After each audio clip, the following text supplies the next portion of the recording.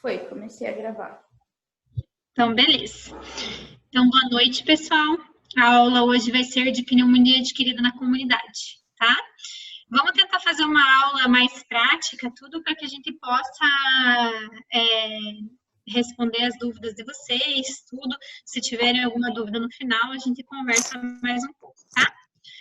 Então, vamos lá. Então, sobre pneumonia adquirida na comunidade. O que é a pneumonia? A pneumonia é um processo inflamatório que vai acometer tanto bronquíolos quanto alvéolos, tá? E ela pode ter como causa etiológica vírus, bactérias, fungos, parasitas. Então, não necessariamente a pneumonia, ela vai ser uma pneumonia bacteriana. A gente pode ter uma inflamação do pulmão por vírus, que é o que a gente está vendo agora, por exemplo, na Covid-19, né, pessoal? A gente sabe que o que o vírus faz é uma pneumonia, é uma inflamação ali do bronquíolo e do alvéolo, tá? Quando a gente chama pneumonia adquirida na comunidade, a gente chama assim porque é uma pneumonia que foi adquirida fora do ambiente hospitalar, ou no máximo até 48 horas da internação do paciente. Isso é uma pneumonia adquirida na comunidade. Quando a gente tem uma pneumonia que se desenvolve dentro do serviço hospitalar, a gente pensa numa pneumonia nosocomial, do nosocomio, então uma pneumonia hospitalar, que não é o foco hoje da nossa aula, tá? A gente tem que saber que a pneumonia é a principal causa de morte no mundo e a terceira causa de morte no nosso meio. Quem que é o patógeno mais prevalente da pneumonia adquirida na comunidade? É o Streptococcus pneumoniae, é o pneumococo, tá? Esse realmente é a bactéria que mais está associada aos quadros de PAC, de pneumonia adquirida na comunidade. Por que é importante vocês saberem sobre a pneumonia adquirida na comunidade? Porque a maioria dos pacientes que vocês forem atender numa UPA, por exemplo, a maioria vai ter um quadro de pneumonia, tá? E agora, em tempos de coronavírus, o que a gente tem? O que o Covid faz? O Covid faz uma pneumonia viral por coronavírus, por SARS-CoV-19, tá?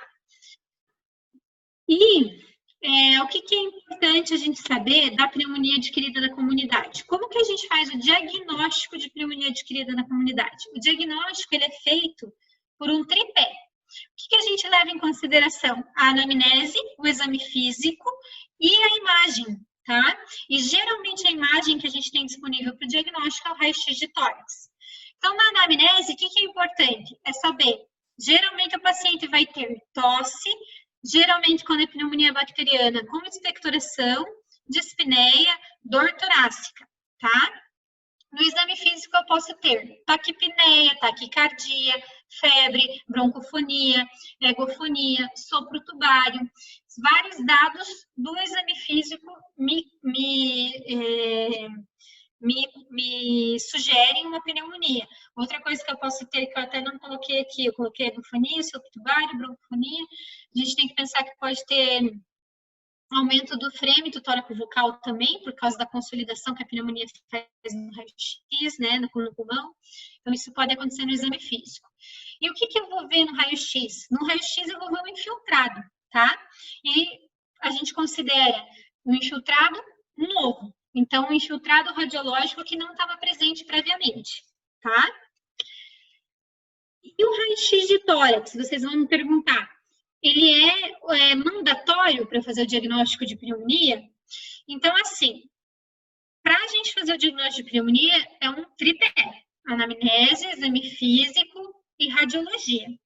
Mas, nem sempre, por exemplo, no paciente ambulatorial que vem consultar comigo, eu vou precisar pedir o raio-x de tórax. Se for um doente leve, que a princípio não tenha nenhuma complicação, e eu não tenho o raio-x disponível, eu não preciso solicitar esse exame para começar a tratar. O raio-x, você não deve atrasar a terapêutica do paciente por causa do raio-x, mas o raio-x faz parte do diagnóstico de pneumonia, tá? Qual que é a rotina? A rotina é a gente fazer uma incidência póster anterior e perfil. Dentro do ambiente hospitalar, a gente deve fazer para todos os pacientes que a gente suspeita de pneumonia, tá? Principalmente por quê? Para a gente ver a complicação, se tem complicações associadas, que tipo de complicação pode ter? Derrame pleural, por exemplo, tá? A extensão da pneumonia e se eventualmente eu tenho algum diagnóstico diferencial. Por exemplo, pneumotórax. Então, às vezes vocês estão pensando que vocês estão diante de uma pneumonia, vem o raio-x e tem um pneumotórax. Ou vocês estão pensando que estão diante de uma pneumonia, tem uma cavitação. Talvez seja uma pneumonia complicada, ou talvez seja uma tuberculose. Então, é importante a radiologia, a imagem, para as complicações, para avaliar a extensão e para o diagnóstico diferencial, tá? Aqui, ó, tem imagens para vocês de radiografias de pacientes com pneumonia. Então, aqui na imagem de cima, por que a gente sempre pede PA e perfil? Para a gente avaliar melhor as consolidações, e principalmente porque pode ter imagens de consolidações retrocardíacas. Então, aqui vocês estão vendo uma imagem em PA, que a gente tem claramente uma consolidação aqui, que está apagando a silhueta cardíaca, tá? Vocês estão vendo que vocês não conseguem definir a silhueta do coração aqui? Se ela está apagando a silhueta cardíaca, aonde que está essa consolidação do meu lado direito? Está no meu lobo médio, tá, pessoal? Se vocês colocarem a imagem em perfil, a consolidação está para cá, porque a imagem projetada do lobo médio está aqui, ó, tá? E nessa imagem aqui de baixo, vocês estão vendo um infiltrado em lobo inferior direito. Por que eu sei que é lobo inferior direito? Porque eu sei que, primeiro, eu estou vendo a silhueta cardíaca. Se eu estou vendo a silhueta cardíaca e ela está definida, ela não está no lobo médio. Então, ela está no lobo inferior. E se eu coloco em perfil, olha onde que está a consolidação aqui, ó. Está na projeção de onde fica o lobo inferior mesmo, tá? Então, é importante a gente pedir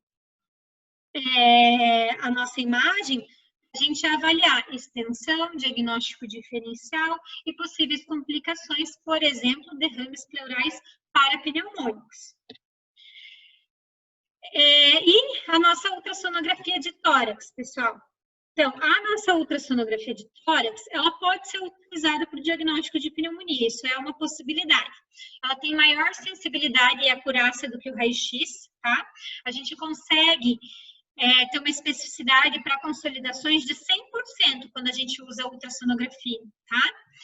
E aqui, ó, geralmente, a gente pede também ultrassonografia, a gente pode usar a ultrassonografia como uma ferramenta de avaliação dessas consolidações e das nossas pneumonias adquiridas na comunidade, porque para principalmente orientar a minha prática clínica. Se você tiver um derrame pleural associado a essa consolidação, eu posso fazer uma toracocentese guiada, que eu tenho menos chance de fazer pneumotórax, menos chance de fazer complicações.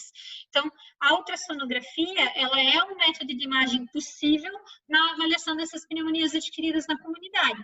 Se você tiver disponível, você pode, inclusive, fazer ultrassonografias no lugar do raio-x. O problema é que nem sempre, num pronto atendimento ou numa enfermaria, a gente vai ter o ultrassom disponível. Outro exame de imagem que a gente pode fazer para avaliar as pneumonias adquiridas na comunidade é a tomografia de tórax. Qual que é o problema da tomografia de tórax? É que ela tem um alto custo e exposição à radiação. Então, nem sempre ela vai estar disponível para a gente, tá? Ela tem melhor sensibilidade que o raio-x, principalmente para avaliar complicações e diagnósticos diferenciais. E vai ser indicada principalmente quando a gente tem alguma complicação do tipo abscesso pulmonar ou derrame pleural, por exemplo, derrame pleural loculado, derrame pleural parapneumônico, que pode virar um empiema, tá? Daí vocês vão me perguntar assim, ok, então qual que o meu paciente ele vai apresentar o quê na minha avaliação, no meu pronto atendimento? Esse paciente vai vir para você geralmente com tosse, com expectoração ou sem expectoração, tá? Mas geralmente o sintoma principal é tosse e ele vai ter febre, alguns pacientes mais idosos às vezes não têm febre, mas geralmente é tosse, febre e alteração de imagem, que pode ser radiológica, ultrassonográfica ou tomográfica, tá? E daí vocês vão me perguntar assim, doutora, mas geralmente, você falou lá no começo que a pneumonia é causada ou por vírus ou por bactéria, ou por fungos. Tem necessidade de eu avaliar que tipo de agente está causando a minha pneumonia? Então, se a pneumonia adquirida na comunidade for não grave de tratamento ambulatorial, e vocês já vão ver como vocês vão definir se ela é grave ou não, não tem necessidade de a gente pesquisar o agente etiológico, tá? Mas, se o paciente tem uma pneumonia adquirida na comunidade grave, que você vai internar, ou aquele paciente que você começou a tratar e piorou, ou aquele paciente que vai ser internado na UTI, ele já tem necessidade de fazer uma avaliação etiológica, para saber qual que é o micro-organismo que está causando essa pneumonia, para poder fazer uma terapia direcionada, tá?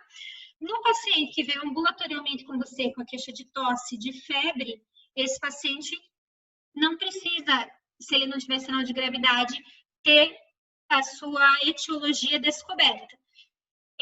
Geralmente, a etiologia mais comum vai ser o pneumococo, ou o Haemophilus influenza, ou a Moraxella catarrhalis, que são as bactérias mais comuns que estão mais associadas a quadros de pneumonia, tá? Lembrar que se a gente for fazer avaliação etiológica naqueles doentes graves que internam, ou naqueles doentes que falharam no tratamento ambulatorial, a gente tem que pedir bacterioscopia e cultura de escarro, tá? Um dado sobre a bacterioscopia e cultura de escarro ali, para que ela seja uma boa amostra respiratória, ela tem que ter menos de 10 células epiteliais e mais de 25 leucócitos por campo examinado, tá? Isso é um dado que sugere que a nossa amostra de catarro realmente é uma amostra de catarro de via aérea inferior, e não uma amostra cheia de saliva, tá? E a gente pode fazer o teste molecular. O que é esse teste molecular? Vocês agora, ainda mais em tempos de coronavírus, já estão carecas de saber o que é teste molecular, que é a reação em cadeia da polimerase, para você avaliar principalmente material genético dos vírus. Não só para vírus, mas a gente pode fazer também para Mycobacterium tuberculosis, e eventualmente para algumas bactérias atípicas até, tá?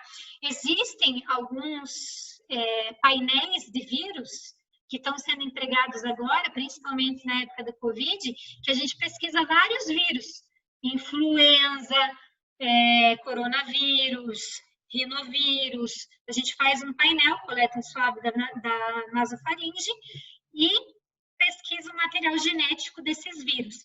Daí vai vir um painel para vocês. Influenza A, não detectado. Influenza B, não detectado. SARS-CoV-2, detectado.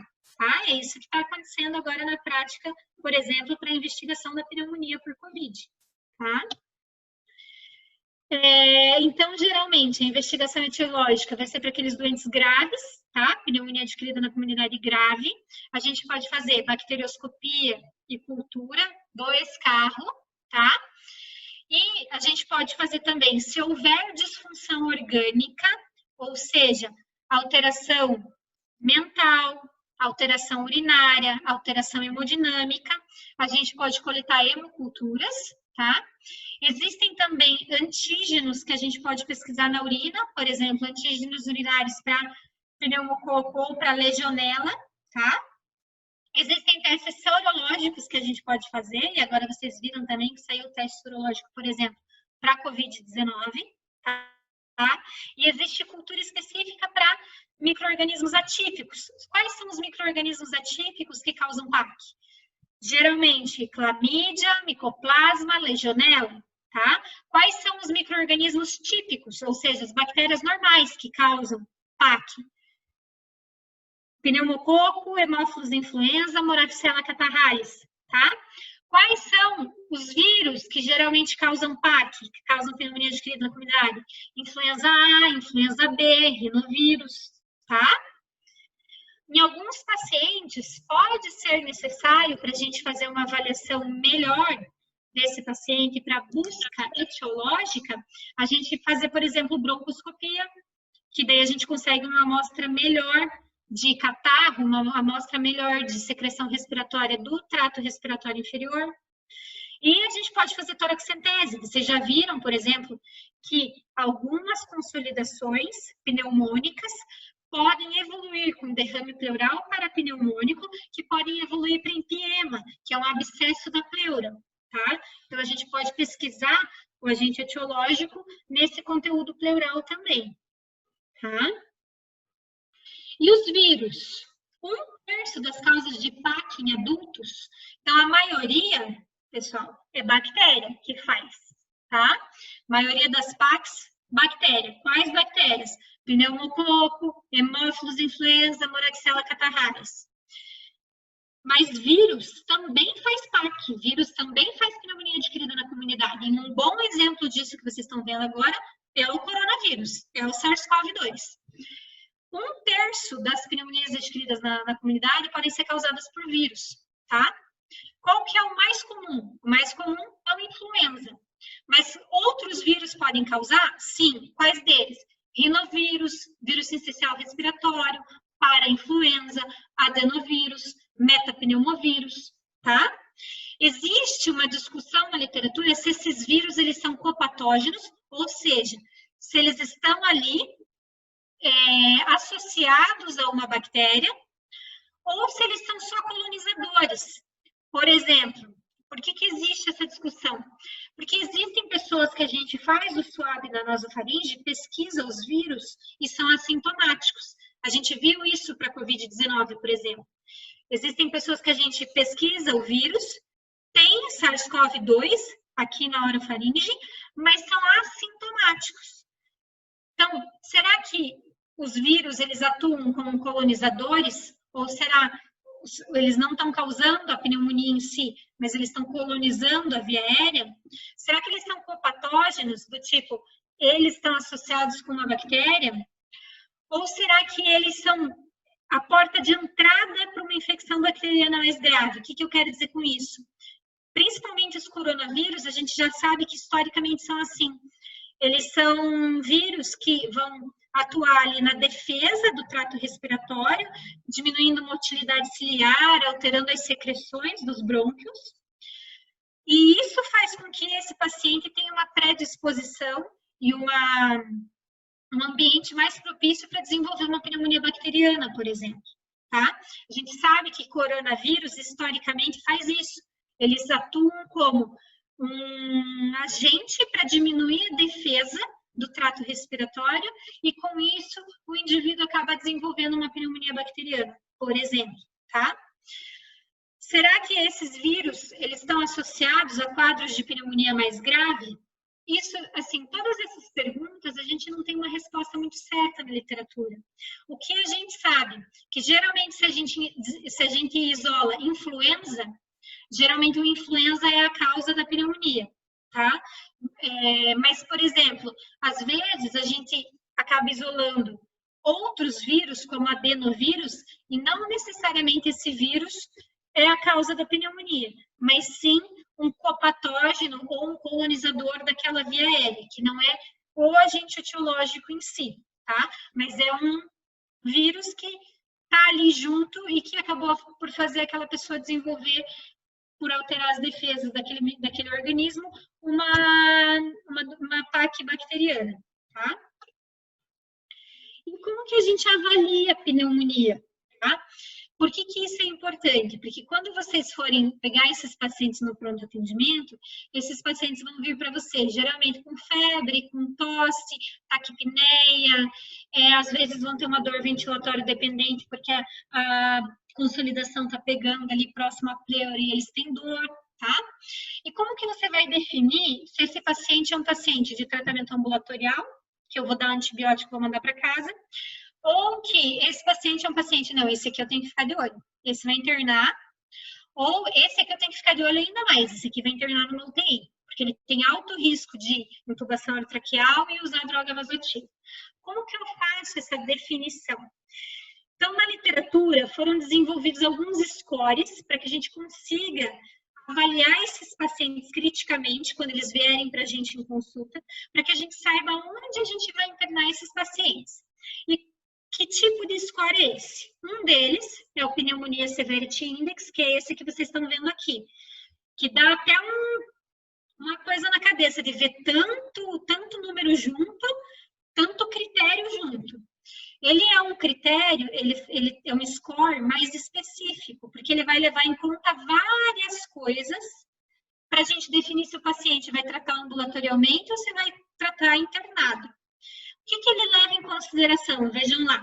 Ele leva fatores demográficos, como a idade do paciente. Ele leva fatores sociais, se o paciente é um paciente, por exemplo, de procedência de asilos, tá?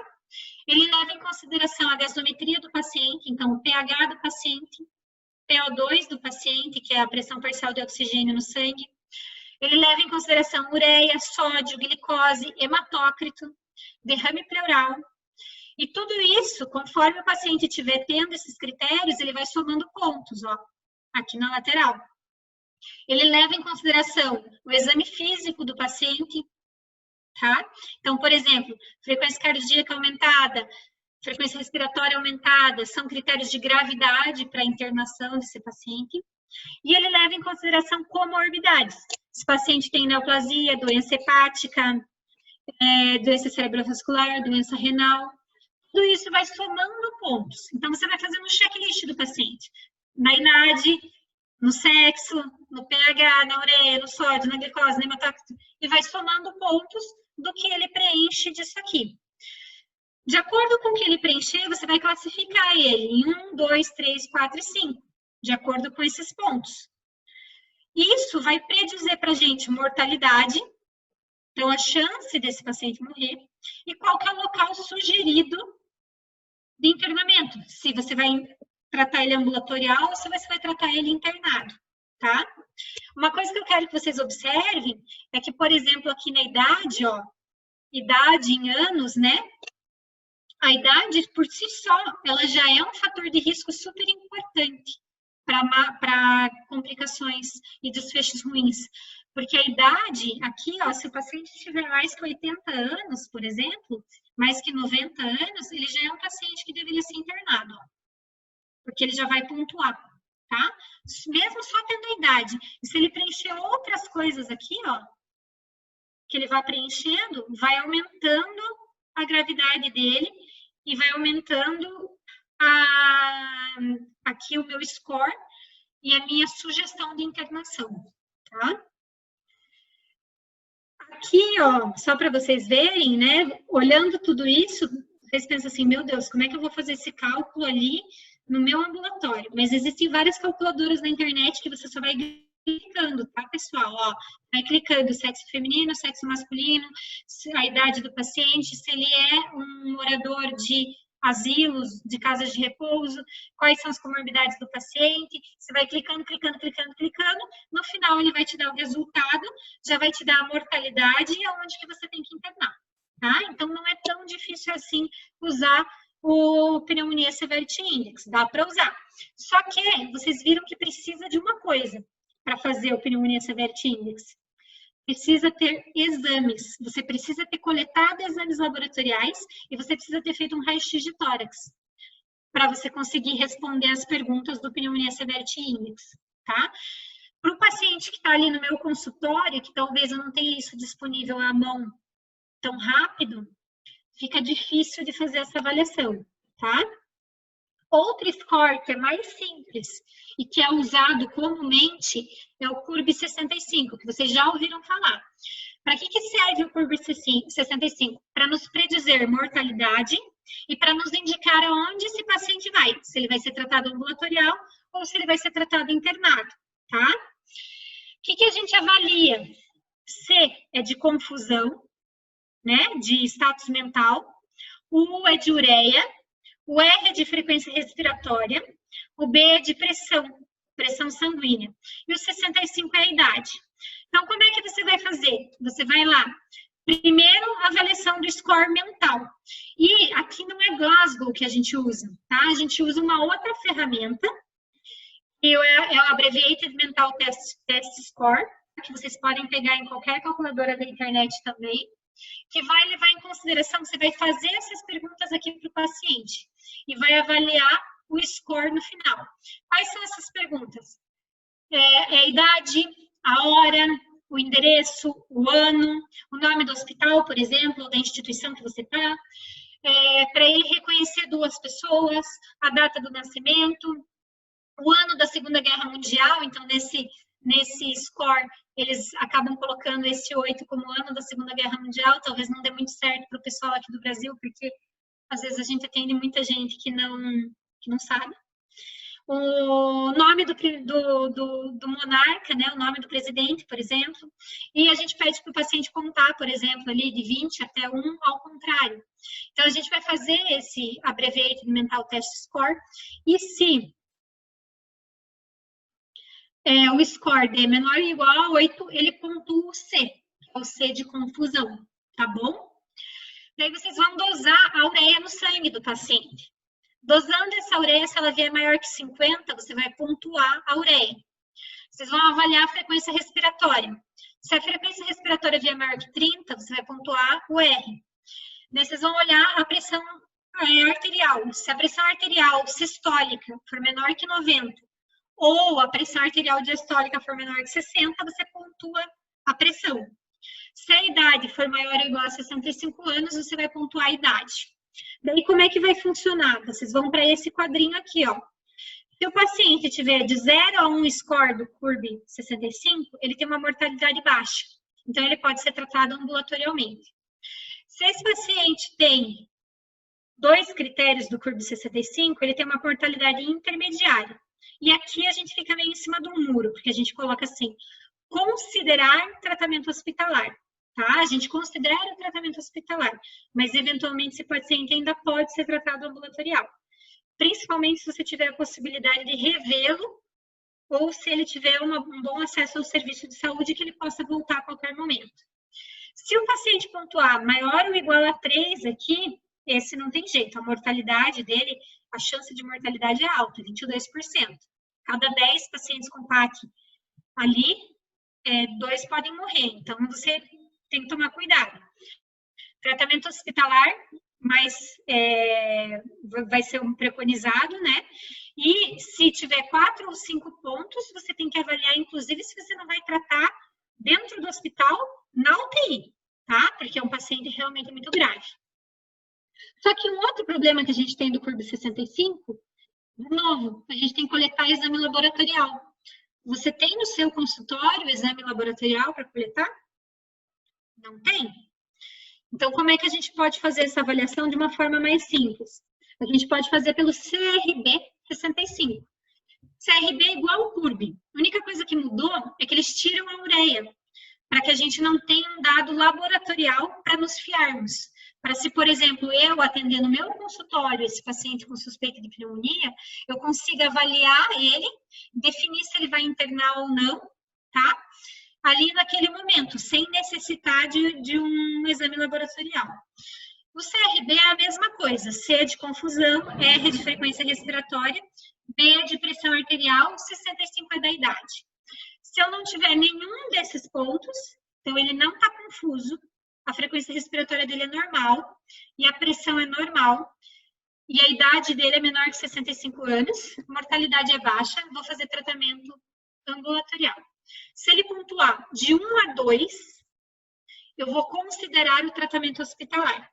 Se ele pontuar com 3 a 4, esse paciente tem que ser hospitalizado urgentemente, tá? É a mesma coisa sem a ureia, tá? Para a gente poder avaliar esse paciente, por exemplo, no meu consultório. Daí, pessoal, aqui a gente tem um outro critério de avaliação. Vocês vão ver que, assim, ó, pneumonia, cada um inventou um jeito, cada sociedade, cada médico inventou um jeito de avaliar suas pneumonias adquiridas na comunidade, para ver se o tratamento vai ser ambulatorial ou hospitalar. O que a gente usa na prática clínica? Vou ser sincera para vocês. A gente usa o CURB 65 ou o CRB 65, que é o mais fácil de usar, tá? Mas a gente tem o Pneumonia Severity Index, que é enorme para a gente usar, e a gente tem esse outro aqui, da Sociedade Americana, que é da Sociedade da American Thoracic Society de Infectious Disease, lá dos Estados Unidos. O que eles avaliam? Eles avaliam assim, critérios maiores e critérios menores. Então, de critérios maiores, eles consideram como choque séptico. Esse paciente tem necessidade de ventilação mecânica. esse paciente vai ser internado em UTI. De critérios menores, o que eles avaliam? Se tiver 3 ou mais critérios menores, eu vou internar na UTI também. É óbvio que um choque séptico vocês não vão deixar de internar na UTI. Então, se vocês identificaram que é um choque séptico, é óbvio que ele vai internado na UTI. Mas, por exemplo, vocês não chegaram à conclusão que é um choque séptico ainda. Que critérios vocês podem avaliar no exame do paciente, se esse paciente é um paciente para internação em UTI? Frequência respiratória, relação PaO2, que é a pressão parcial de oxigênio, que a gente coleta esse dado na gasometria, divididos por fração inspirada de oxigênio. A fração inspirada de oxigênio, se ele tiver sem oxigênio, é 21%, que é o que tem no ar. Se essa relação for menor que 250, ele pontua um critério. Infiltrados multilobares. O que é infiltrados multilobares? É você ver consolidações em vários locais do pulmão, que é o que a gente vê na COVID, por exemplo, tá? Isso é um critério de gravidade. Confusão mental é outro critério de gravidade. Ureia maior ou igual a 50, ou maior ou igual a 50 é outro critério de gravidade. Pressão arterial sistólica menor que 90 é outro critério de gravidade. Se a gente tem um critério maior, unidade de terapia intensiva direto. Se tem 3 ou mais critérios menores, unidade de terapia intensiva direto, tá? E existem outros critérios ainda para a gente avaliar se esse paciente vai ser internado na UTI ou não, e o risco, por exemplo, de ele ser entubado, o risco de ele utilizar droga vasoativa na sequência. Esse aqui é o critério escape. O que diz esse critério? Ele coloca critérios maiores e critérios menores. E daí você vai pontuar. Critérios maiores, pH menor que 7,30, pressão arterial sistólica menor que 90. Critérios menores, frequência respiratória, relação PaO2-FO2, ureia, alteração do nível de consciência, infiltrado multilobar e idade maior ou igual a 80 anos. Se eu tiver maior ou igual a 10 pontos, eu sei que esse paciente vai ter um maior risco de precisar de ventilação mecânica e droga vasoativa. Então, esse paciente é um paciente que eu avaliei e vai precisar internar provavelmente numa UTI, tá? Existe ainda outro score, outros critérios de avaliação, que é, por exemplo, o Smart Cop, que também é um critério para avaliar a gravidade do paciente, para avaliar se esse paciente que tem pneumonia adquirida na comunidade vai precisar ser internado na UTI ou não. Esse Smart Cop, ele divide o paciente em menor que 50 anos e maior que 50 anos. E ele, dependendo da idade, você vai seguir a flechinha para cá ou a flechinha para cá. E você vai também avaliar os critérios um por um e somando pontos. Então, vocês vão lá. Pressão arterial, infiltrado multiglobar, aqui eles usam albumina, que é diferente, que até então nenhum usava albumina. Frequência respiratória, taquicardia, confusão, oxigênio, necessidade de oxigênio aqui, se a pressão parcial de oxigênio está menor que 70, se a saturação está menor que 93, se a relação com a FI está menor que 333, por exemplo, e pH. Cada letrinha do Smart Cop, cada letrinha aqui do Smart é uma letra que indica um critério, tá? Se a gente tiver, de acordo com o número de pontos aqui, 0 a 2 pontos, a gente tem baixo risco desse paciente necessitar de suporte ventilatório. 3 a 4 pontos, moderado risco. E assim vai. Quanto maior o score, maior o risco, maior gravidade, maior chance desse paciente necessitar de suporte ventilatório e UTI, tá? Uma outra coisa que eu quero discutir com vocês, para pneumonia adquirida na comunidade, então a gente já viu várias coisas. A gente viu que primeiro, só relembrando, pneumonia adquirida na comunidade, ela é uma doença que é do trato respiratório inferior. Ela faz inflamação, alteração dos bronquíolos e alvéolos, tá? É uma inflamação do bronquíolo e do alvéolo, ou seja, do parião. E o vírus, ele produz interferon gama que cliva a procalcitonina. Então, a procalcitonina, geralmente em infecções virais, vem baixa. É o que a gente vê, por exemplo, na pneumonia por Covid-19. Uma dos critérios e das avaliações laboratoriais para Covid é que nesses pacientes a procalcitonina é baixa, tá? Daí vocês vão me perguntar assim, mas eu posso ter infecção viral, uma pneumonia viral com procalcitonina alta? Pode. Por quê? Porque eu já falei para vocês que a gente pode ter co-infecção. A gente pode ter um indivíduo que seja co-infectado tanto por vírus quanto por bactéria. E a bactéria vai elevar a procalcitonina, tá? Então, co-infecção existe, pessoal. E a gente pode ter, eventualmente, uma pneumonia que é bacteriana, mas que tem um vírus ali por trás também. O que serve a procalcitonina? A procalcitonina é um bom preditor de mortalidade, tá? E ela pode me ajudar no prognóstico desse paciente. Por exemplo, se a partir do terceiro dia ela não cair 50% do seu nível, ou seja, comecei a tratar meu paciente, procalcitonina era de 1. Se a partir do terceiro dia ela não cair pela metade, não virar 0,5, por exemplo, eu sei que eu tenho um mau prognóstico e um maior risco de morte em 30 dias, tá? Então, ela é um preditor de mortalidade. Pacientes que têm declínio lento da procalcitonina, por exemplo, a gente sabe que tem maior mortalidade. E a gente pode utilizar a procalcitonina como guia. Guia para quê? Guia para retirar antibiótico, por exemplo. Vocês sabem que essa regra que existe de que a gente tem que tratar os pacientes por 7 dias, isso aí é uma regra imposta. Não necessariamente a gente tem que tratar o paciente com antibiótico por 7 dias. E a procalcitonina pode me ajudar nisso. Porque, por exemplo, se eu dosei procalcitonina no primeiro dia do paciente, comecei a tratar com antibiótico. No terceiro dia, essa procalcitonina caiu pela metade. Isso quer dizer que o meu paciente está indo super bem. E que talvez eu não precise fazer uma antibiótico terapia por 7 dias. Talvez eu possa retirar com 5 dias, por exemplo. E possa diminuir o tempo de antibiótico desse doente, tá? E é isso que a gente tem visto na prática, que dosar a procalcitonina seriada nesses pacientes, a gente diminui em aproximadamente 2 dias o tempo de exposição aos antibióticos, tá? E aqui, ó, vocês podem ver, tem vários estudos da procalcitonina, e isso é um deles que eu coloquei para vocês, que o uso da procalcitonina para guiar a terapia antimicrobiana, ela nos ajudou a diminuir o tempo de exposição a antibiótico e a avaliar prognóstico desses pacientes, tá? E aqui eu trouxe uma imagem para vocês que está na Sociedade Brasileira de Pneumologia, sobre pneumonia adquirida na comunidade, alguns valores de referência da procalcitonina. Então, por exemplo, pacientes que têm infecção viral vão ter uma procalcitonina muito baixa, ó, menor do que 0,05. Bactérias atípicas, que são aquelas que eu falei para vocês, que principalmente são legionela, micoplasma e clamídia, elas vão alterar a procalcitonina, mas em menor nível, tá? E, por exemplo, micro-organismos mais comuns, como o pneumococo, ele altera a procalcitonina em maior nível. E quanto maior a procalcitonina, maior a mortalidade, tá?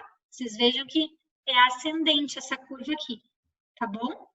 E o nível de procalcitonina também me ajuda tanto no diagnóstico quanto na avaliação do tratamento, ó.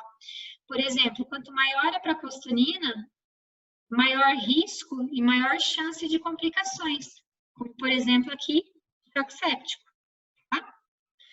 Por que vocês ainda não estão vendo tanto procalcitonina na prática, e principalmente o pessoal lá do Cajuru, lá da PUC, não vê tanto?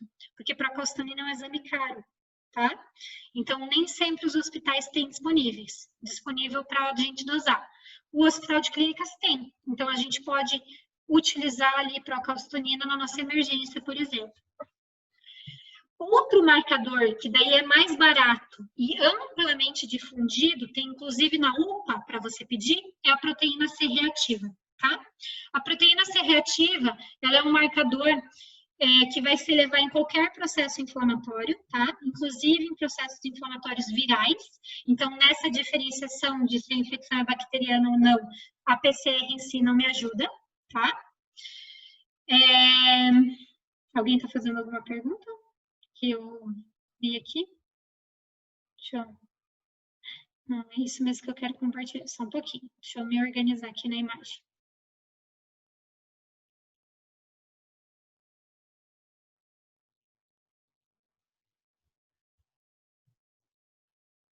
Não, tá certo. Depois a gente avalia todas as perguntas no final, tá, pessoal? Daí, assim, o que a gente tem da proteína C reativa? Ela vai ser produzida nas células hepáticas, com estímulo da interleucina 6 do TNF-alfa, tá? Então, a diferença dela é que ela é produzida pelo fígado e ela é produzida em qualquer processo infeccioso. Qualquer coisa que faça inflamação, ela vai ser produzida, tá? E, geralmente, ela demora 48 horas ali para que eleve os seus níveis plasmáticos, os seus níveis séricos. E ela tem uma meia-vida de 19 horas, mais ou menos. Ela vai se elevar tanto na pneumonia viral quanto na pneumonia bacteriana.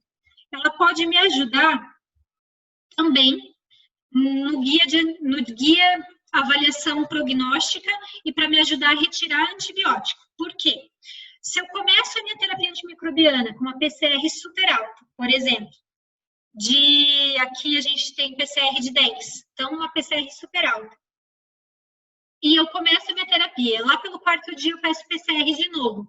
E essa PCR caiu para 0,5, caiu para 1, eu posso suspender minha terapia antimicrobiana com segurança, porque eu tive uma queda importante da PCR.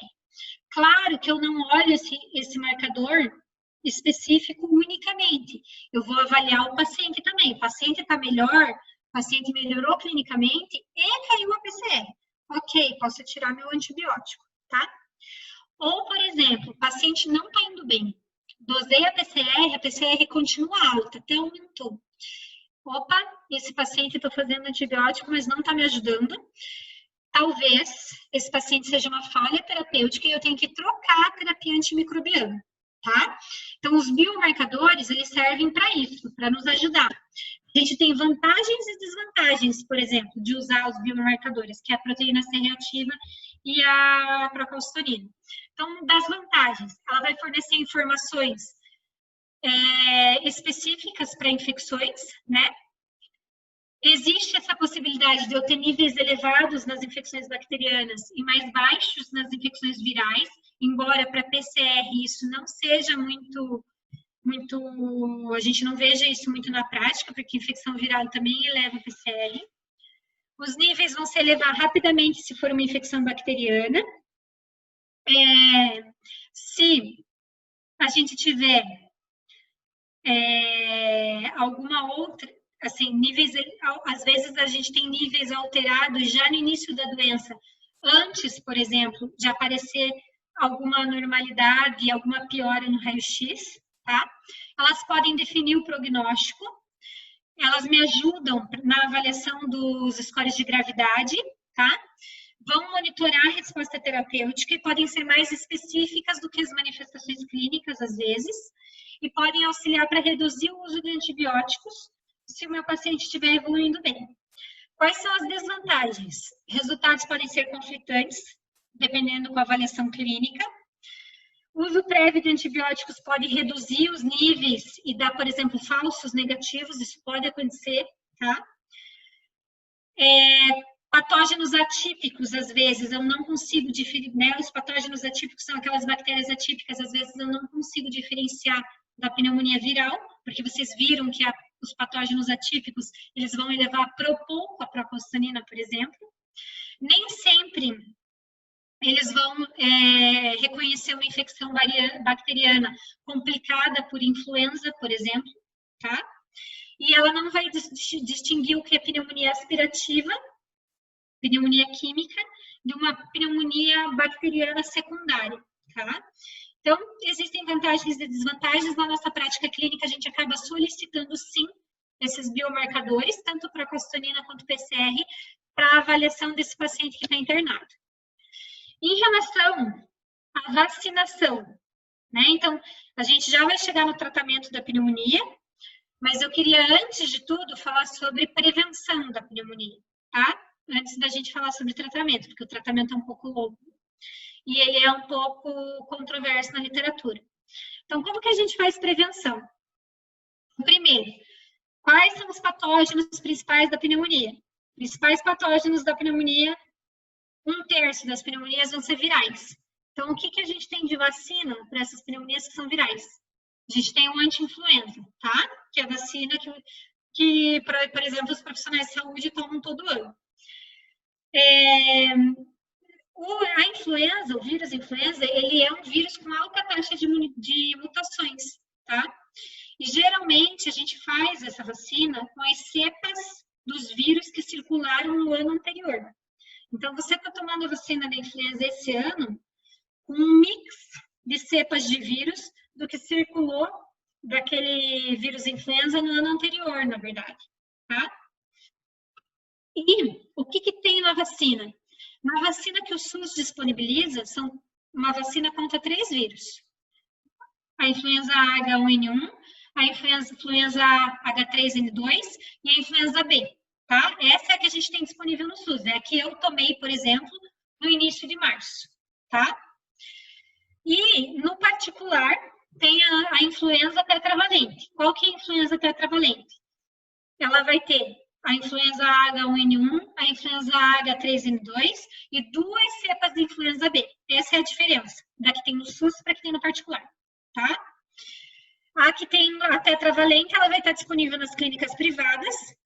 Ela pode ser aplicada também a partir dos 6 meses e, geralmente, essas vacinas são disponibilizadas para quem é grupo de risco, tá? Quem é grupo de risco para receber vacina anti-influenza, que é a vacina da gripe, que a gente faz todo ano?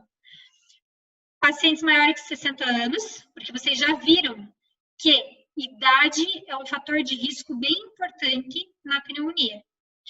Enfermidades crônicas, principalmente pneumopatias crônicas, imunossuprimidos, gestantes e lactantes, pacientes que são residentes em lares de idosos, têm maior risco de pneumonia e de complicações. Pacientes que têm distúrbio neuromuscular, dificuldade para tossir, também tem que tomar vacina. Profissionais da saúde, por isso que a gente toma todo ano. Cuidadores de crianças e idosos, indígenas e população privada de liberdade. Então, a vacina da influenza, ela é para todos esses grupos de risco, tá? Quem não deve ser vacinado da influenza? Menores de 6 meses, quem tem alergia grave a ovo de galinha, tá? Ou algum componente da vacina. Vou explicar por quê. Porque a vacina é feita com alantoide de ovo, é por isso, tá? Por isso que quem tem alergia grave a ovo de galinha não pode tomar. Quem teve história de Guillain-Barré, especialmente se ocorreu após a vacina anti-influenza, daí não vai tomar de novo, né, pessoal? Daí não pode tomar, porque pode ter um flare da doença. Se por acaso essa pessoa que tem uma alergia grave a ovo de galinha, ela for tomar a vacina, você precisar dar a vacina, você tem que dar a vacina em ambiente hospitalar e aguardar 30 minutos, tá? E a vacina do pneumococo, tá? A gente tem 2 vacinas para adultos que a gente considera de pneumococo.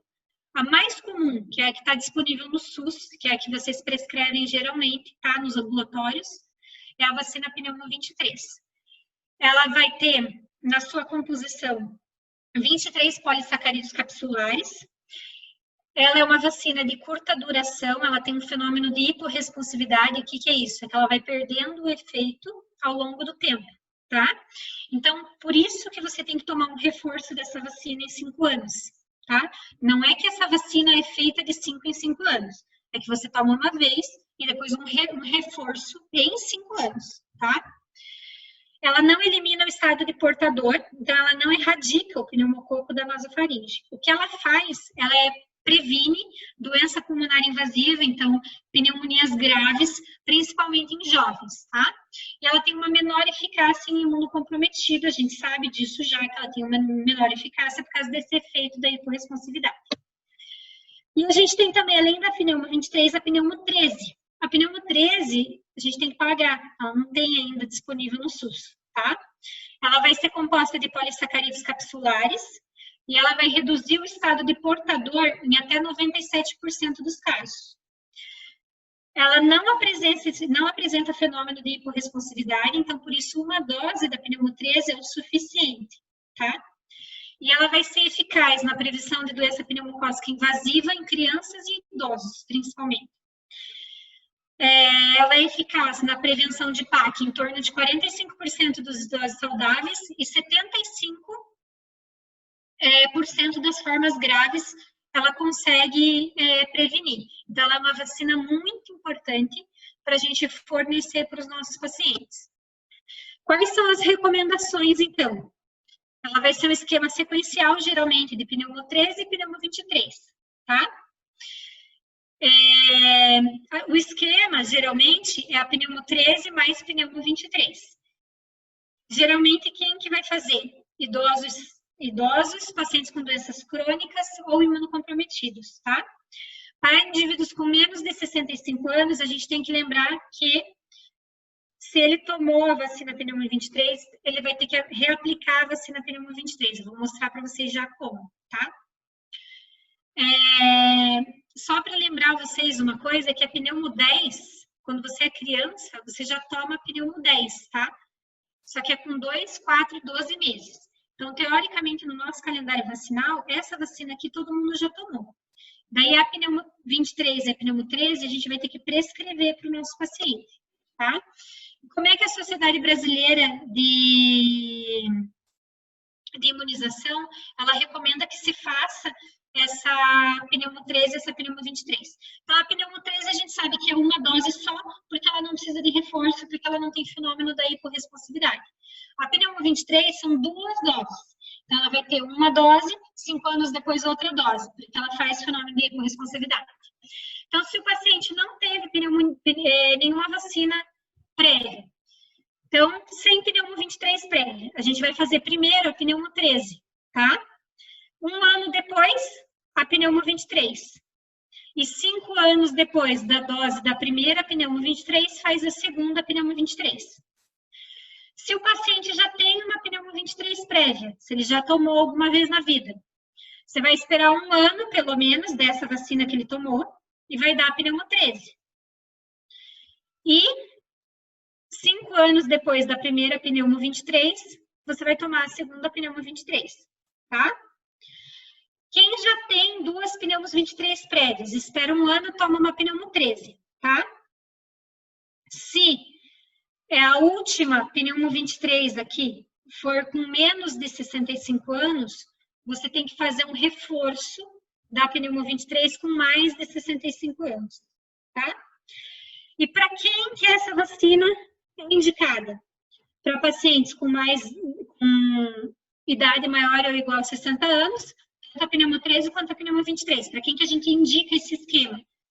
Pacientes com maior ou igual a 60 anos, pacientes de 2 a 59 anos que têm doença crônica ou que são imunossuprimidos, pacientes que usam drogas imunossupressoras, que fazem quimioterapia, radioterapia, corticoide, por exemplo, esses pacientes têm indicação de fazer a vacinação para pneumo 23, pneumo 13.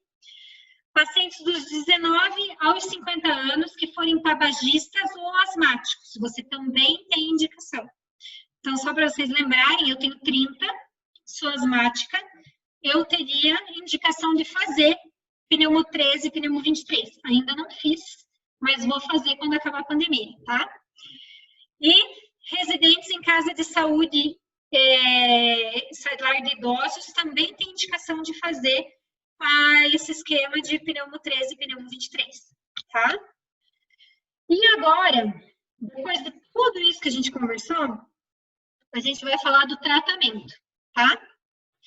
A primeira coisa, aqui de tratamento ambulatorial. O paciente veio no consultório, tá tossindo, tá com febre, você até radiografou ele, porque você tinha a oportunidade de radiografar, tem consolidação, você vai fazer o CURB 65, ele não pontua critérios do CURB 65, você vai tratar ambulatorial.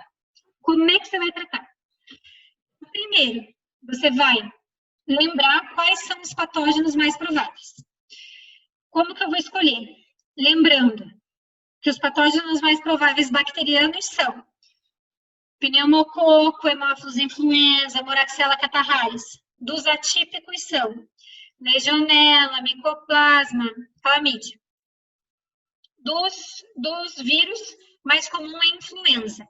E se você achar que você pode estar diante de uma pneumonia viral, você vai ter que fazer, pensando que influenza é o mais comum, o Oseltamivir, que é o Tamiflu, tá?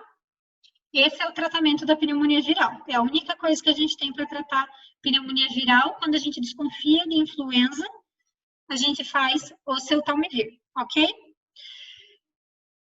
E em relação às pneumonias bacterianas, como é que eu vou tratar? Patógeno mais provável, fatores de risco individuais. Quero saber se esse paciente tem alguma doença associada e se tem algum fator epidemiológico. Para isso, eu vou fazer essas perguntas para o paciente para poder individualizar a minha terapia. Por quê? Porque, primeiro, cada consenso que vocês forem ler vai dizer uma coisa de como é que tem que tratar. Então, a Sociedade Americana, por exemplo, ela vai recomendar que vocês tratem o paciente ambulatorial só com macrolídeo. Que macrolídeo? Azitromicina, geralmente, tá? A Sociedade Britânica, por exemplo, ela vai dizer para vocês que não, façam só beta-lactâmico, só amoxicilina, tá? Porque lá na Sociedade Britânica eles acham que você não precisa cobrir atípico, por exemplo. Quais são os atípicos? Legionela, clamídia e micoplasma. Lá eles acham que você não precisa cobrir esses micro-organismos, tá? Então, isso vai ter divergência na literatura, se a gente vai cobrir atípico ou não. O que vai dizer a Sociedade Brasileira, que é onde vocês estão, tá? PAC de tratamento ambulatorial, que o paciente não tiver comorbidade, não tiver uso recente de antibiótico, não tiver fator de risco para resistência do pneumococo, não tem contraindicação ou história, risco de alergia, você vai fazer monoterapia. Como que faz essa monoterapia? Ou com beta-lactâmico, tá? Qual beta-lactâmico que a gente tem na UPA? Amoxicilina, tá? Ou você vai fazer macrolídeo. Qual o macrolídeo que a gente tem disponível? Azitromicina, tá? Então, você vai usar ou um ou outro, tá? Por quê? Porque a gente tem, teoricamente, se o paciente não tem comorbidade, não tem uso de antibiótico, não tem fator de risco, não tem contraindicação, o pneumococo dele não é resistente e os macrolídeos conseguem cobrir pneumococo, que é o não resistente, que é o patógeno mais comum. Então, eles estão pensando aqui na Sociedade Brasileira em cobrir o patógeno mais comum, que é pneumococo. Se você usar macrolídeo, você está cobrindo atípicos também. Mas se você usar beta-lactâmico só, você não cobre atípicos. Lembrem que o que diferencia os típicos dos atípicos é a parede celular. Nos atípicos, a gente não vai ter parede celular. Então, não adianta usar um beta-lactâmico, que é justamente um antibiótico que atua na parede celular, entendeu? Mas, aqui na Sociedade Brasileira,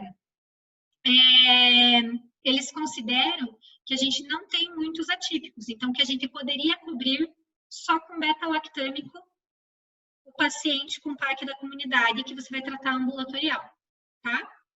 Ou, se você tiver disponível macrolídeo, então a azitromicina, você vai usar só a azitromicina. Monoterapia, então, para a Sociedade Brasileira. E em quem que você vai fazer? Fluoroquinolonas, que são as quinolonas respiratórias. Gemifloxacino, levofloxacino, moxifloxacino.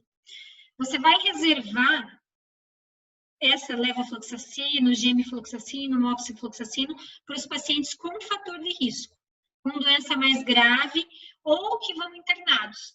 Por quê? Porque as fluoroquinolonas, elas têm maior risco de efeitos colaterais. Vocês sabem, por exemplo, que levofloxacino pode, em idosos, romper tendão de Aquiles, pode fazer arritmias como torsade points. Então, a gente vai reservar as fluoroquinolonas para quem realmente precisa cobrir micro-organismos diferentes. Que tipo de micro-organismo diferente? Pseudomonas, tá? E para quem vai ser internado. Para esse paciente ambulatorial, vamos nos reservar ao beta-lactâmico ou macrolídeo, tá? Se o paciente tiver falência do tratamento, ou, às vezes, história de uso de antibiótico nos últimos 3 meses, maior taxa de resistência a macrolídeos, presença de doenças associadas, a gente vai associar um macrolídeo a um beta-lactâmico, tá? Ou realizar terapia por 5 dias com fluorquinolona. Então, por exemplo, meu paciente veio lá, ele não tem nenhum desses fatores de risco. Eu vou prescrever para ele o que eu tenho, que é a amoxicilina. Vai para casa. Mas, de repente, ele não ficou tão bem, ele teve falência do tratamento, ou ele teve história de uso de antibiótico nos últimos 3 meses, ou ele tem doenças associadas como DPOC, doença hepática, câncer, diabetes, insuficiência cardíaca, alcoolismo, imunodepressão, eu não posso fazer monoterapia, igual eu estava fazendo com a amoxicilina. Daí eu vou ter que associar a minha amoxicilina a um macrolídeo para cobrir atípicos. Então, eu vou fazer a amoxicilina com a azitromicina. Ou eu posso passar para a fluorquinolona, para levofloxacino, por exemplo, por 5 dias, tá? Que é uma quinolona respiratória. Então, isso é uma possibilidade. Aqui tem a recomendação da Sociedade Brasileira de Pneumologia. Pacientes sem comorbidade, sem uso recente de antibióticos, sem fator de risco, sem contraindicação em história de alergia, amoxicilina ou macrolídeos, tá? Uma outra opção que ele coloca é a amoxicilina com clavulanato, pensando que o pneumococo da comunidade ele possa ser resistente, tá? Possa ser produtor de beta-lactamase. Daí você põe um inibidor aqui de beta-lactamase. Então você vai usar amoxicilina ou amoxiclave ou macrolídeo, tá? Se o paciente tiver fator de risco, for uma doença mais grave, ou ele usou antibiótico recentemente, você vai fazer beta-lactâmico com macrolídeo, amoxicilina com azitromicina, tá? Em caso de alergia a beta-lactâmicos ou macrolídeos, você pode lançar mão de fazer uma fluorquinolona respiratória, tá? Que pode ser mox, levo ou gemifloxacino. Qual que é o tempo de antibiótico que eu vou fazer? De 5 a 7 dias na maioria dos casos, tá? E a duração da terapia? Sempre a duração vai ser o menor possível, tá? Para a gente ter menor exposição a antibiótico, menor evento adverso, menor resistência dos patógenos que a gente está tratando, melhor adesão, ninguém aguenta tomar antibiótico por muito tempo, e para diminuir recursos, porque é mais barato também fazer terapia por menos tempo. Sempre a gente vai observar mortalidade, efeitos adversos e falência, para a gente definir o tempo de terapia que a gente está fazendo. E o tempo geralmente vai ser de 5 a 7 dias, tá? Ok. Tratamento ambulatorial, vocês já pegaram. Se o paciente não tem fator de risco nenhum, geralmente ele vai para casa com a prescrição de amoxicilina ou de azitromicina, ok? Agora, se o tratamento é na enfermaria, eu fiz o CURB 65, deu 3 pontos. Esse paciente precisa ser internado. Vai ser internado na minha enfermaria. Aqui sim, eu preciso obrigatoriamente pensar em cobrir os micro-organismos atípicos. Então, eu tenho que cobrir quem? Pneumococo, micoplasma, clamídia, hemófilos influenza e legionela. Nesses pacientes que vão ser tratados na enfermaria. E daí eu vou fazer ou fluorquinolona isolada, levofloxacino, moxifloxacino, gemifloxacino, ou beta-lactâmico mais macrolídeo. Qual beta-lactâmico com macrolídeo que vocês veem comumente? Paciente interno para vocês na enfermaria, com pneumonia. O que ele está usando? Ceftriaxona e azitromicina, tá? Que é um beta-lactâmico com macrolídeo. Ou eu posso fazer eventualmente beta-lactâmico se eu tiver certeza mesmo que eu não tenho atípico, se eu conseguir excluir, por exemplo, que eu não tenho legionela, tá? O paciente internou. Tratamento dos pacientes internados em enfermaria. Cefalosporina de terceira geração, que a gente tem a ceftriaxona, que é o que a gente sempre usa, ou ampicilina e sulbactam, mais um macrolídeo, que é a azitromicina geralmente, tá? Posso fazer ainda cefalosporina de terceira, que é a ceftriaxona, ou amoxicilina mesmo, com ou não clavulanato, né? Posso usar clavulanato aqui. Por que eu uso clavulanato? Pensando que eu tenho pneumococo que produz a beta-lactamase. Ou eu posso fazer levofloxacino, gemifloxacino em monoterapia, tá? Então, basicamente, o paciente internou, o que ele vai de prescrição? Ceftriaxona e azitromicina, que é isso que a gente tem disponível no hospital. O paciente pode usar amoxicilina e azitromicina internado para fazer 2 antibióticos via oral? Pode, ele pode usar amoxicilina com azitromicina, sem problema nenhum, tá bom? Tratamento em UTI. Daí a coisa está ficando mais grave aqui. Vocês viram o paciente, CORB 65, ele tinha indicação de internar. Daí vocês fizeram lá os critérios, por exemplo, do SCAP ou do SmartCop, e ele tinha indicação de UTI, tá? Daí aqui a gente tem uma discussão em relação se vai ser monoterapia ou terapia dupla, com 2 antibióticos. Então, o que a gente precisa saber? Que, geralmente, a terapia dupla, com 2 antibióticos, tem um impacto na mortalidade, então, em diminuição de mortalidade, e que pode aumentar a chance inicial de você acertar a terapêutica, óbvio, porque você aumenta seu espectro de ação e você pega mais bactéria, tá? O que é importante para esse paciente que vai internar na UTI? É que vocês, geralmente, administrem precocemente o antibiótico, porque esse paciente ele pode ter uma sepse de foco pulmonar, ele pode ter uma sepse com disfunção orgânica por pneumonia, tá? Qual que é o antibiótico que a gente vai fazer? De maneira geral, para esse paciente com PAC que interna na UTI, beta-lactâmico com macrolídeo. Tá? O que a gente faz, então? O que a gente faz aqui na nossa UTI? Cefalosporina de 3ª geração, que é o ceftriaxona, com macrolídeo. Qual o macrolídeo? Azitromicina, tá? Mas existe um outro esquema, que é difícil a gente ver, mas é uma possibilidade, que é você fazer cefalosporina de 3ª geração, que é a ceftriaxona, com quinolona respiratória. Então, cefalosporina de 3ª, por exemplo, com levofloxacino. Existe esse esquema de dupla terapia, tá? Mas é incomum a gente ver. O que a gente vê mais, ceftriaxona com azitromicina, ok? Beleza? Quanto tempo? Geralmente, 7 dias nesse paciente internado na UTI, e ele pode necessitar de extensão da terapia, até 14 dias, por exemplo. Então, para as PACs moderadas a graves, PACs, lembrando, pneumonia adquirida na comunidade, você vai considerar um período maior, de 7 a 10 dias, e você pode prolongar esse ETB até por 14 dias. Tá? Lembrando só um pouco agora, isso que vocês viram até agora é tratamento empírico. Vocês não sabem que tipo de agente etiológico vocês estão tratando. Por isso que a gente acaba fazendo empiricamente esses antibióticos. Então, para o paciente ambulatorial, o que é mais provável que ele tenha? É mais provável que ele tenha pneumococo. Então, ele pode sair do meu consultório com uma prescrição de amoxicilina. Para o meu paciente que internou na enfermaria, o que é mais provável que ele tenha?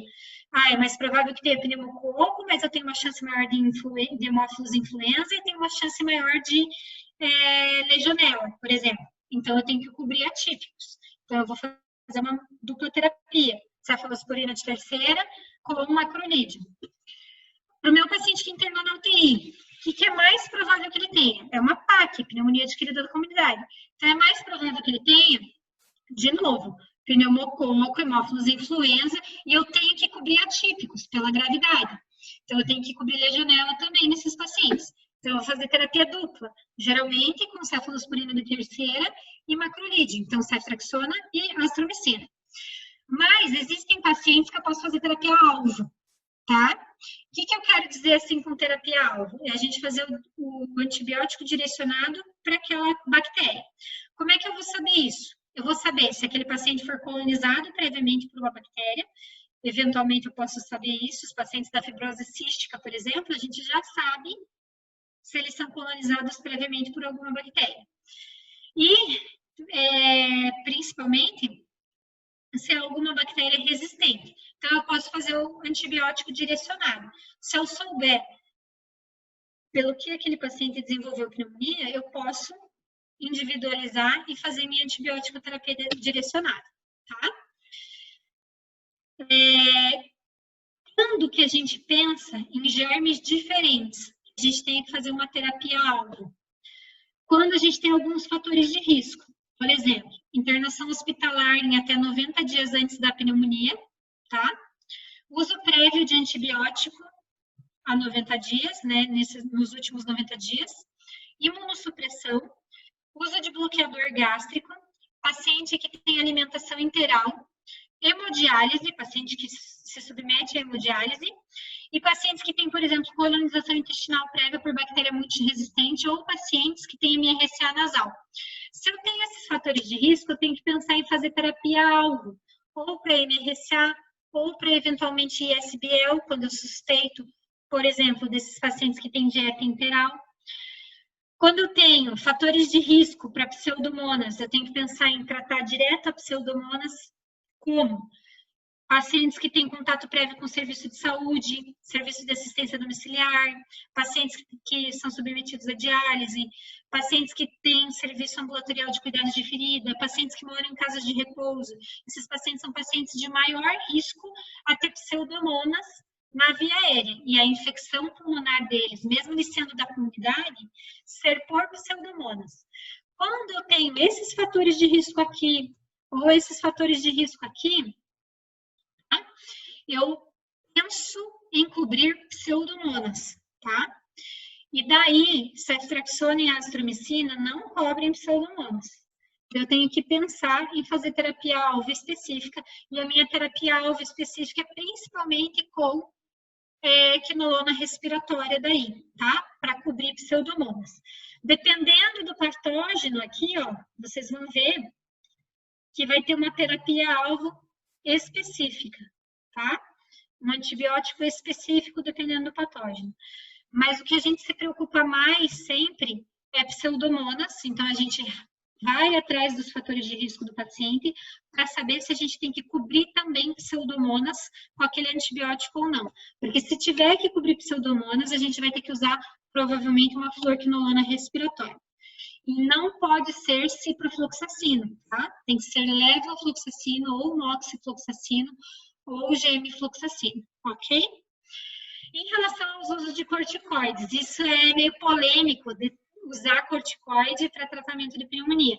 Pneumonia não é exacerbação da DPAC, mas, pessoal, discute o uso de prednisona para tratamento de pneumonia também.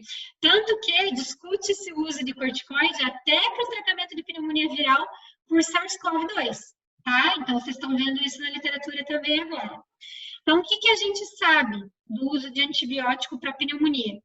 A gente sabe que tratar adjuvantemente com corticoide, esse paciente que tem pneumonia, pode reduzir o tempo de internação, pode reduzir o tempo para estabilização clínica, pode reduzir a taxa de ventilação mecânica, pode reduzir a chance de progressão para a síndrome da angústia respiratória do adulto, que geralmente os pacientes toleram bem o uso do corticoide. A única coisa que um efeito adverso do corticoide, principalmente para o paciente internado, é a glicemia capilar, que pode aumentar, pode fazer desglicemia, tá?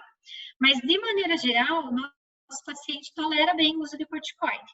E vocês vão me perguntar, mas para quem eu vou fazer corticoide? É para todo mundo que tem pneumonia? Não é, tá? O que a sociedade, ainda tem muita discussão em cima disso e ainda não se recomenda especificamente vamos fazer corticoide para pneumonia. Mas o que a sociedade brasileira trouxe no último consenso de tratamento da pneumonia sobre o uso de corticoide? Ela trouxe que paciente que tem pneumonia adquirida na comunidade de tratamento hospitalar e que tiver um alto grau de inflamação sistêmica, e eu posso medir essa inflamação sistêmica através da proteína C reativa, esse paciente talvez seja um candidato a usar corticoide, tá? Quanto tempo? Não sabemos. Qual que é a dose? Também não sabemos ainda. Por isso que o uso de corticoide na PAC, ele é controverso.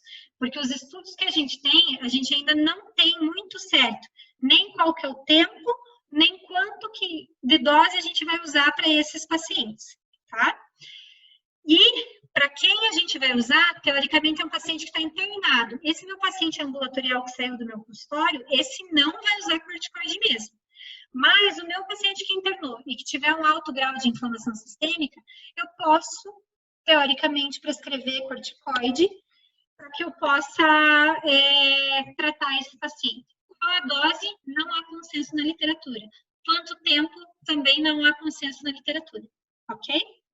De forma geral, a gente acaba não usando, mas a Sociedade Brasileira de Pneumologia abriu essa porta aí no último consenso, para se você quiser usar, você pode usar, tá?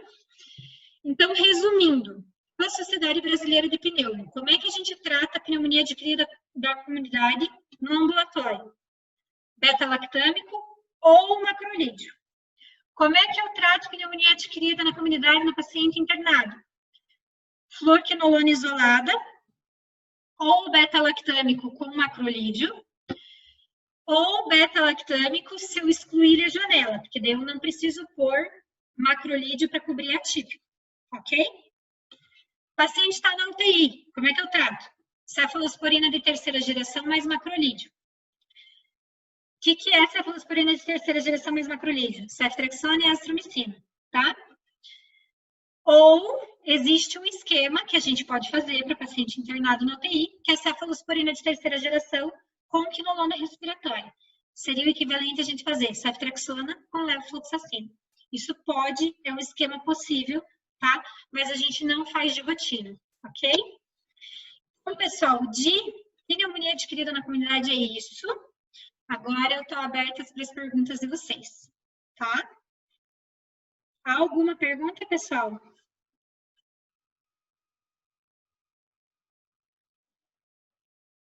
Eu sei que é bastante coisa, tá?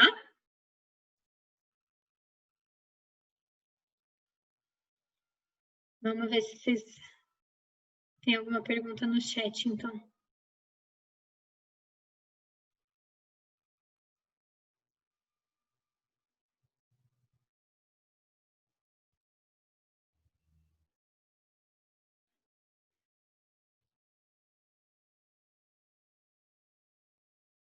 Achei o chat. Ah, se tem mudança de conduta em relação a... o Raul perguntou. Eu queria perguntar se há alguma mudança de conduta conforme o local do pulmão acometido. Não tem mudança de conduta, tá bom? Tanto faz aonde está a consolidação, é pneumonia do mesmo jeito, o tratamento é igual, tá? Existe uma outra entidade que eu não comentei na aula, que se chama pneumonia aspirativa, tá? O que é isso, gente? Isso aí é o paciente, por exemplo, neurológico, que não consegue engolir direito. Quando vai engolir, ele engole saliva ou até mesmo comida para dentro do pulmão. Isso faz, primeiro, uma pneumonite, que é uma inflamação ali do pulmão, que pode ser só uma pneumonite química, não necessariamente vai virar uma pneumonia bacteriana.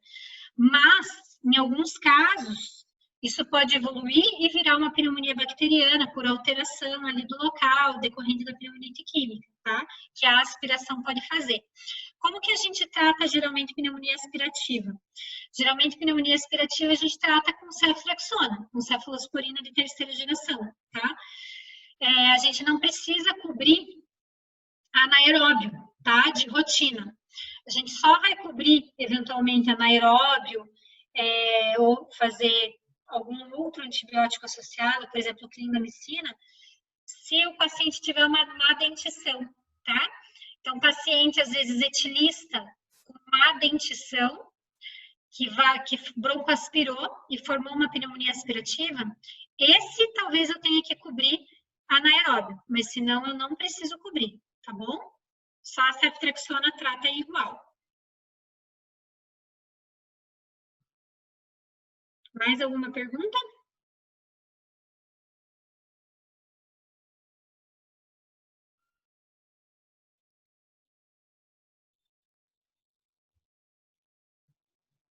Não, tá tudo bem claro. Acreditem que na prática, assim, não é tão claro as coisas assim, tá? E uma outra coisa, já que a gente está falando em coronavírus, tudo, né? Eu queria comentar com vocês uma coisa.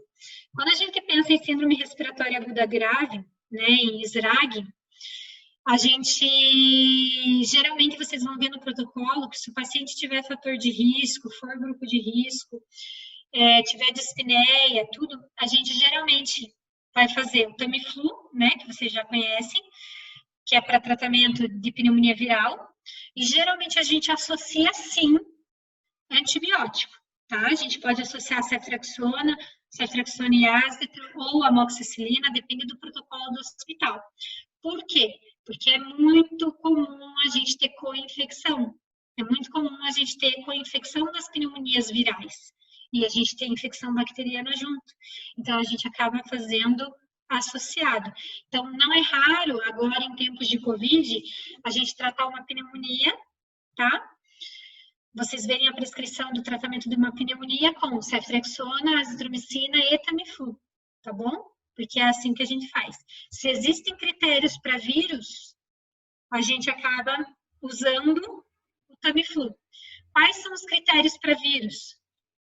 Febre alta, paciente com rinorreia, odinofagia, tosse seca, sintomas de infecção de via aérea superior sugerem para a gente que uma etiologia viral. Ou a etiologia da pneumonia viral, ou uma co-infecção por vírus.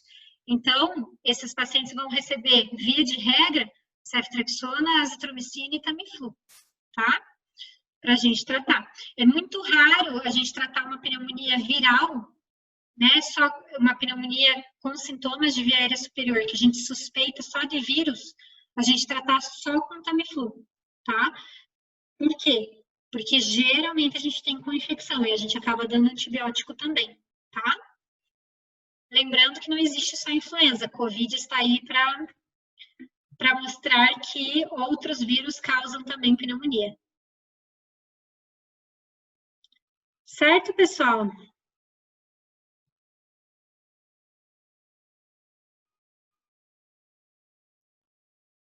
Mais alguma dúvida?